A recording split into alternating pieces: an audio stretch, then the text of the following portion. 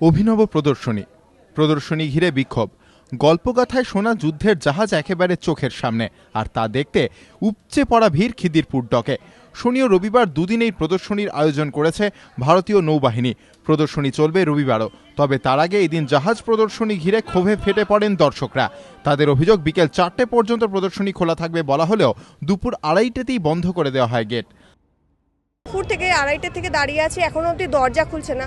এতবার করে রিকোয়েস্ট করা হচ্ছে, তবুও খুলছে না। কিন্তু 4টে পর্যন্ত টাইম আছে, এটা খুলছে না কেন?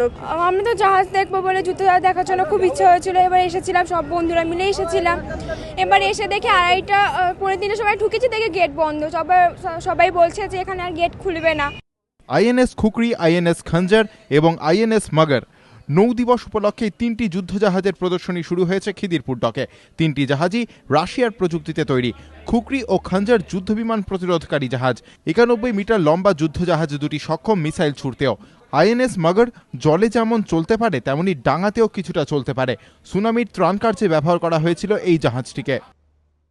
What the Navy does is way out at sea. It is far from the eyes of the common man.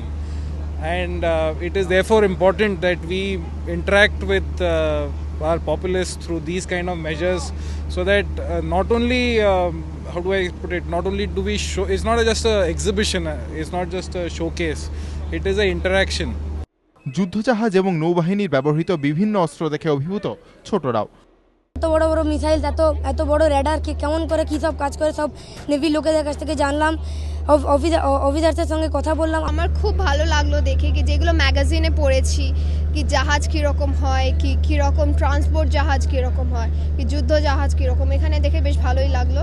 সোমবার পারাদ্বীপ হয়ে বিশাখাপত্তনমের দিকে রওনা হবে এই জাহাজগুলি। অরিত্রিক ভট্টাচার্য ও হিন্দোল দে, এবিপি আনন্দ, কলকাতা।